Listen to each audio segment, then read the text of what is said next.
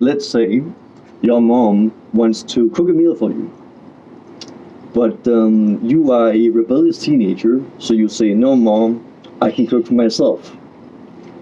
And then you do. You go and you cook your own meal and you eat your own meal. Now, if you just let mom cook for you, you wouldn't have to do any work. And probably you would get an even better meal than you could cook yourself, because chances are your mom is better than cooking. And really, it is the same for the ego. God has a plan for you, and that plan is amazing, and God will help you. But the ego says, no, I can do it on my own. I'm a strong young boy or young woman, and I want to do it myself, God. I don't need your help. I don't want your grace. And what happens is probably that you end up with a worse life. Really, if you let your mom help you, if you let God help you, then first of all, you won't have to do any work. And secondly, you will actually have a life that is more successful. By working less, by trying less, you achieve more. The kid that lets his mom cook, not only does he not have to do any work, he also gets a better meal. So by doing less, he achieves more. And really, work is an illusion. Work only exists within the boundaries of time. In heaven, beyond the physical plane, work does not exist. In heaven, no one works. And if you want to experience that, just close your eyes. And let's say you want a pizza. Now just imagine a pizza. Now you have the pizza in your mind. That is what heaven is like. That is the state beyond the physical. The mind is beyond the physical, really. So the heaven is just the astral plane, the dreaming world, where whatever you imagine comes true. And people and souls live in basically a shared dream. And that is the nature of God, to be one with what you desire. To be one with desire and love itself. And once again, like, just close your eyes, whatever you want. Maybe you want $1 million. You can just imagine $1 million. I know that sounds silly, but that is what heaven is like. There is no time. So outside of time, outside of physical constraints, whatever you desire is already yours, because it is already present in God's imagination. The idea that what you desire and you can be separate can only exist within physical reality. In your mind, what you desire and what you are one. Whatever you want happens. Whatever you desire, you imagine. It is only in physical reality, within the boundaries of time, within God's play, that there can be a distance between desire and the one who desires. And that distance is what we would call work, right? You desire a banana, so now you have to grow a banana tree, and you have to give it fertilizer and water it. Then you have to harvest the banana, you have to peel it and eat it, and bam, you have a banana. So work can only exist within 3D reality, within physical space. So work is an illusion. And realize you are not the body, right? So you are also not the mind. You think you work. The body works, but you are not the body. You think you desire to work, yet you are not your mind and you are not your desires. The creation you work in was made by God. The body that you work with was given to you by God. The desire to work is God. The desire to create something, to work towards something, is God. And the energy you work with is Shakti yourself, that is God. Let's say you have a kid playing in a sandbox, and she builds a castle, a sandcastle. And she says, "Mom, look, I built a cool sandcastle." And mom is like, okay, that's beautiful. But really, it was her mom who bought the sandcastle for her. It was her mom who gave birth to her, who gave her the body. It was her mom who bought the shovel, and it is her mom who fed her so she has energy. Really, that kid didn't do anything. The body, the shovel, the sandbox, and the energy to make that sandcastle was given by her mom. Really, it is the same for us. We are children in God's play, in God's sandbox. The sandbox, the creation, is given to us by God. The body that works is given to us by God. The desire to work is the manifestation of God. The energy that works through us is Shakti, that is God. So really, if you are not the body, if you're not the mind, if you are not the food you eat and the energy that was given to you, and if you are not the creation, then how can you work? I don't work at all, because there is no I who works. How can you work if you are an illusion? It is only the ego that can work. And see, in claiming it is you who works, you inadvertently deny God's grace, right? If you say it is me who cooks, not mom, okay, I'm going to cook for myself, then mom can't cook for you. When you want to be the one who does things, when you live in the illusion that it is you who does things, then God can't help you, right? In order for a child to have their mom cook for them, they first have to let her, and they themselves have to stop cooking. They have to renounce their work. I have renounced my work. I don't do anything anymore. I just follow my heart. That is God. As long as your mind, as long as your ego insists on doing something specific and on doing it in its own way, then that is you rebelling against the divine within you, against your heart. It is your mind saying, I know what I'm going to do, and I'm going to do it, and I don't need anyone's help. And the ego wants to take pride in achievement. So inadvertently, it wants things to be hard, because humans attribute more value to what we struggle with. Let's say you climb a mountain, then you're like, God damn, I'm strong, I climbed a mountain. And it is important to you exactly because it was hard, exactly because the mountain is high. If you just wanted to go there for the view, or really, if it was, let me backtrack a bit. The entire point of a mountain is that it is high. If a mountain wasn't high, if it wasn't hard to climb, there would be no point in climbing it, right? So humans actually want to get to the top because it's hard to get to the top. The harder it is, the more you have to suffer to do something, the more valuable you think it is. When people talk about success, they talk about how hard they had to work, how much they had to sacrifice, how much they had to hustle. So inadvertently, we take pride in our suffering. The harder it is for you to the harder it is for you to do something, the harder it is to achieve something, the more you think it is worth. If a car is expensive and you have to work a lot to get it, and you then buy it, then you say, oh my God, I bought this car and I worked so hard to get this, and now you're proud. If you have a normal leather bag, that doesn't cost a lot, you don't take pride in that. But if you have a designer bag that's virtually the same product, just with a logo on it, and it's 100 times as expensive, now you're like, I had to work so hard to get this designer bag. So people take pride in their own suffering. The harder they have to work, the more they have to sacrifice, the more proud they are. The harder it is for you to do something, the more proud you are. If it was easy for you to do something, you wouldn't feel good about yourself. When people live a relaxed life, many of them start to feel lazy. They start to feel guilty that their life is easy. And if your life is easy, other people will guilt you. They will say, like, how come you work so little? Or how come you get to do something you love?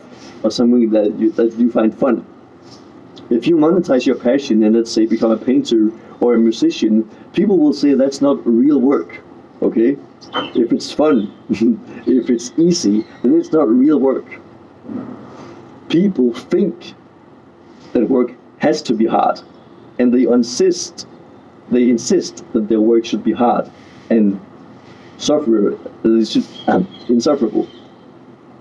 If work is easy, if it is fun, then people don't call that work.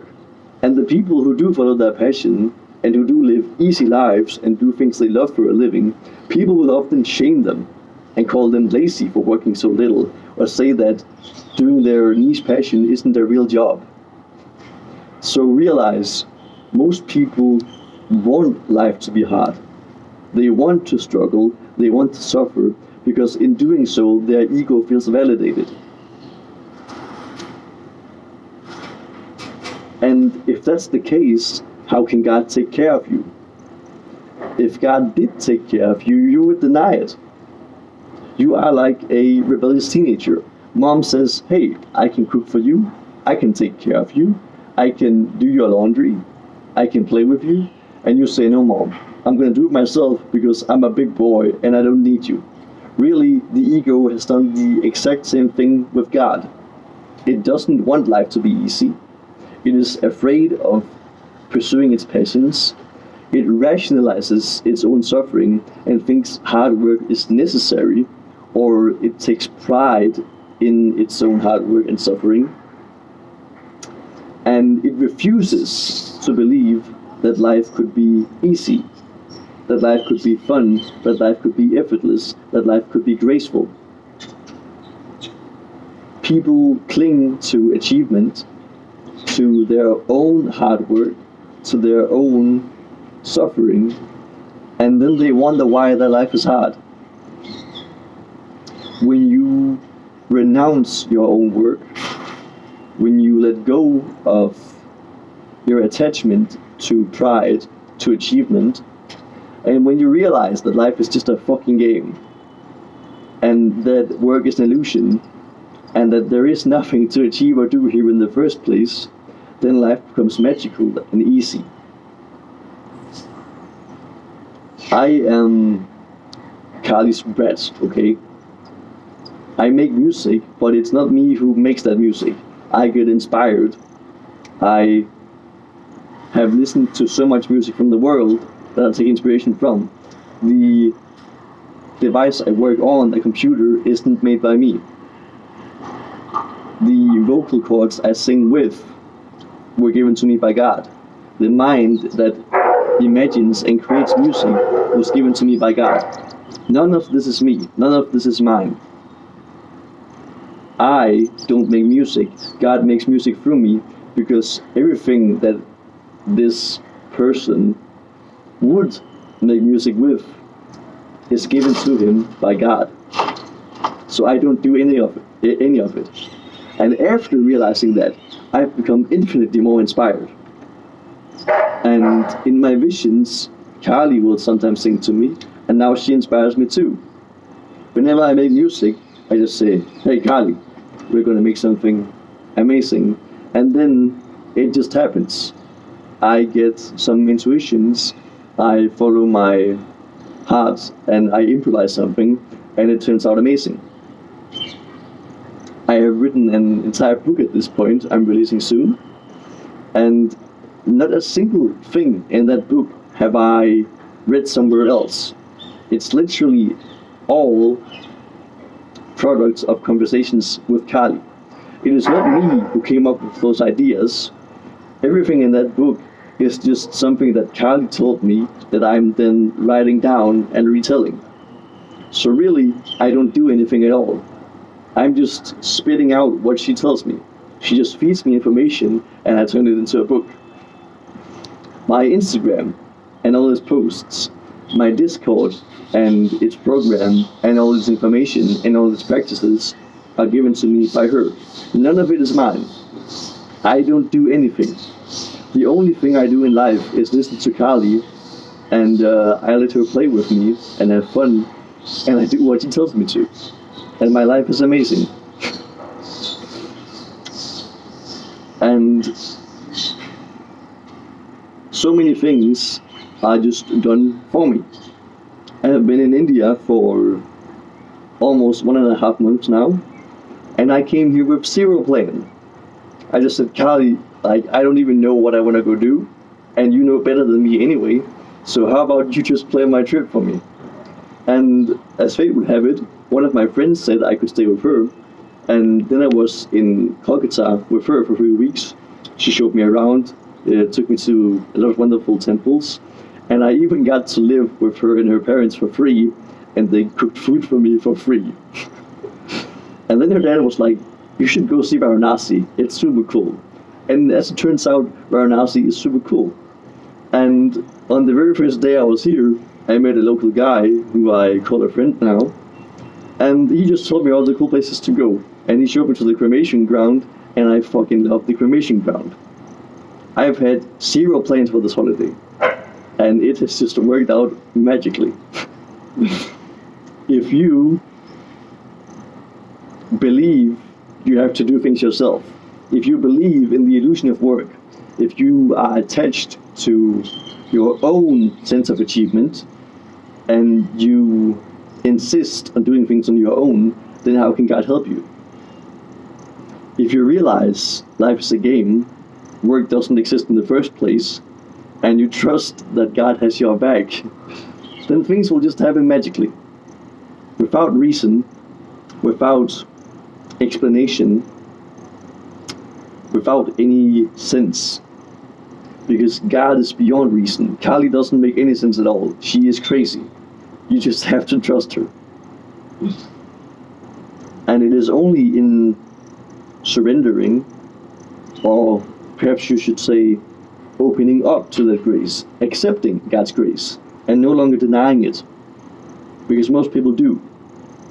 If you insist on doing things your own way, if you take pride in your own achievement, if you take pride in your own hard work, then how can God help you?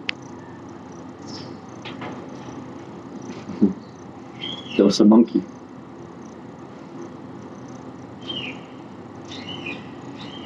See, really, for most people, grace would be a big, big problem, okay? My life is so fucking easy, and I love that. But most people, if they were in my position, they would feel uncomfortable. They would feel lazy, because I am extremely lazy. I barely do anything. I just enjoy myself and do what I love. They would feel unproductive. They would feel guilty. They would start shaming themselves. They would feel that they were too lucky. They would question, why is life so good to me when everyone else has it so bad? And most importantly, they wouldn't feel their sense of achievement. If they truly realized that they aren't doing anything, then that would fuck with their ego, because they want to be the ones doing things. The ego wants to say, me, me, me, me. I'm strong. I built this. I did this. I worked hard. I suffered. And I achieved this big, great thing. And now I'm very proud of myself. And now I want the world to be proud of me too.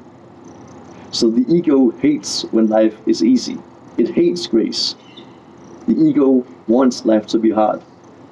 And the biggest trick, the biggest hack to actually receiving God's grace is to let go of all that bullshit, to open yourself up to grace, and to let your life be easy. Literally repeat to yourself, this is a mantra, okay, a very strong one. Each evening before you go to bed, just repeat, I am God's child, and I deserve everything. Not because I work hard, not because I am smart, not because I am talented, simply because God wants to take care of me. I am not hardworking, I am not talented, I am not exceptional, I am actually very, very lazy. I am also quite crazy in many ways. I am certainly not disciplined. I don't even know which positive qualities I would describe myself with. Really, I am lazy. I don't work hard at all, and I just relax and enjoy myself. That's all I do. And yet my life is working out perfectly.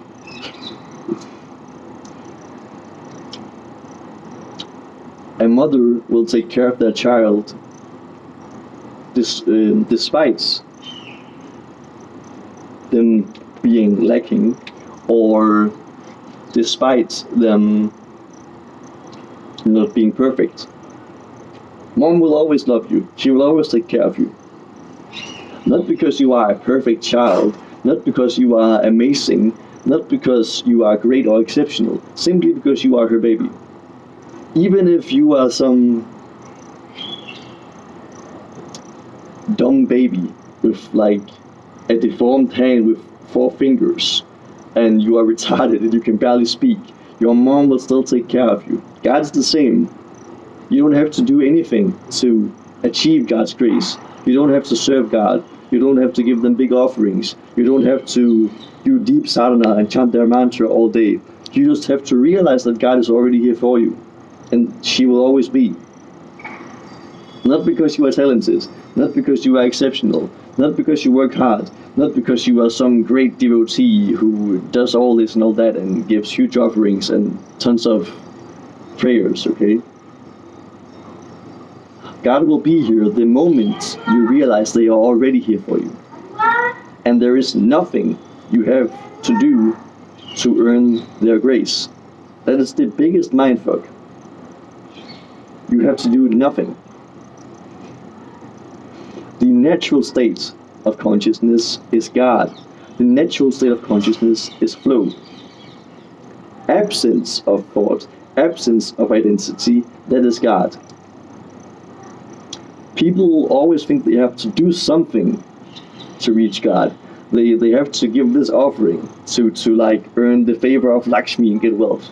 They have to do this prayer and this sadhana and this mantra to get the blessings of this deity or that deity. You think you have to do something to find God.